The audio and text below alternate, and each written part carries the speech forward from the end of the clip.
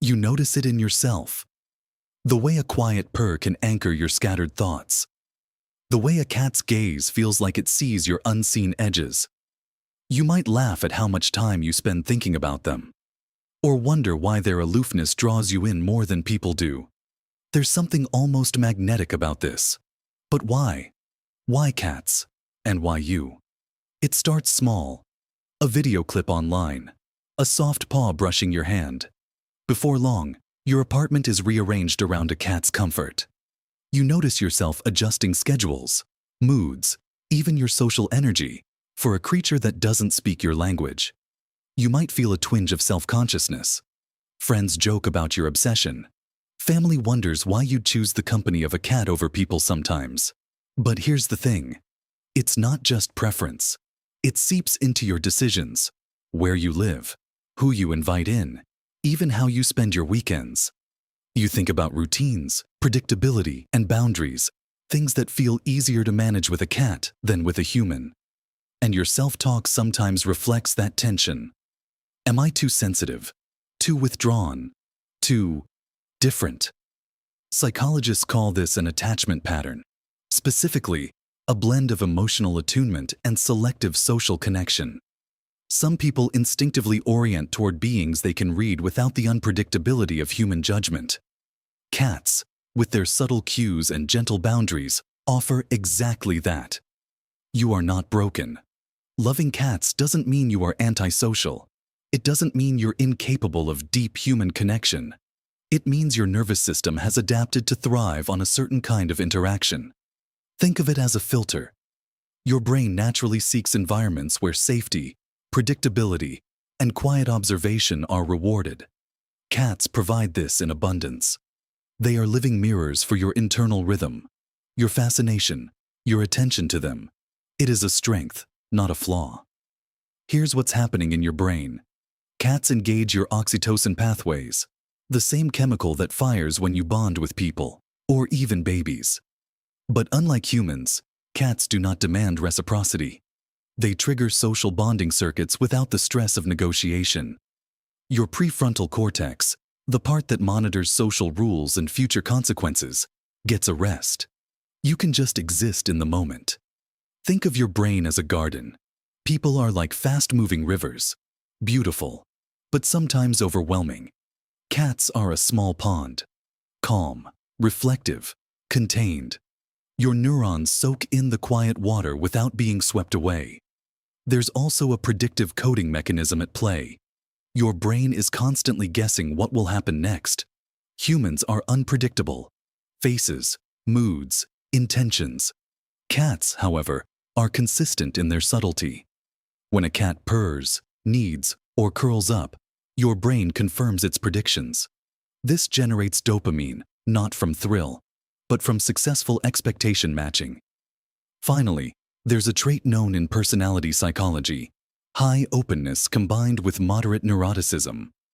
Openness drives curiosity, imagination, and subtle emotional sensitivity. Neuroticism amplifies the need for safe, low-conflict companions. A cat satisfies both. Novel enough to intrigue, predictable enough to soothe. Let's translate this into ways you can honor your love of cats without guilt or self-doubt. Observe intentionally. Notice how you respond to different cat behaviors. Which purrs calm you?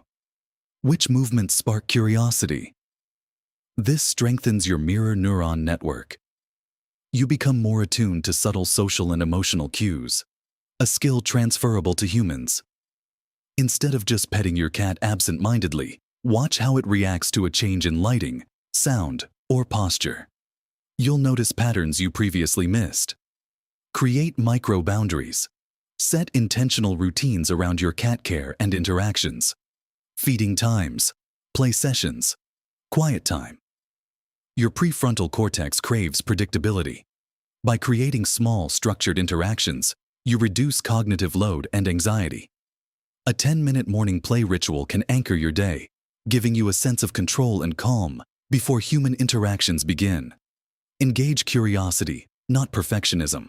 Approach your relationship with the cat as an experiment, not a performance. Novelty releases dopamine without triggering stress. Curiosity motivates learning and emotional attunement more effectively than trying to do it right. Try teaching your cat a new trick or observing how it explores a new object. Celebrate the exploration itself, not the outcome. Reflect in solitude. Journal or mentally note the emotions your cat evokes: fear, comfort, humor, awe. Reflection strengthens emotional regulation circuits in the anterior cingulate cortex. You process feelings safely before sharing them with others. After a quiet evening watching your cat, jot down moments I felt understood without words. This cements the emotional learning. Extend selective social engagement.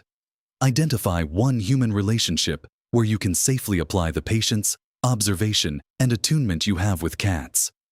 Transfer learning. Neural pathways activated with your cat can reinforce human social skills without overwhelming you. A quiet friend, a sibling, or a coworker who responds predictably. Engage them in small, observational ways. Notice parallels in attention and curiosity. Think of it like a triad model. Curiosity, calm, connection. Curiosity fuels your engagement. Calm regulates your nervous system. Connection teaches your brain how to extend this energy beyond cats. Imagine a triangle drawn in the sand. At each corner sits one of these principles. The lines connecting them are invisible neural pathways. By nurturing each corner, the triangle remains balanced. It doesn't erase stress or awkwardness with humans. It simply gives your brain a scaffold, a predictable structure you can return to, like a cat returning to its sunbeam. Your love for cats is not a quirk. It is a map of your inner world.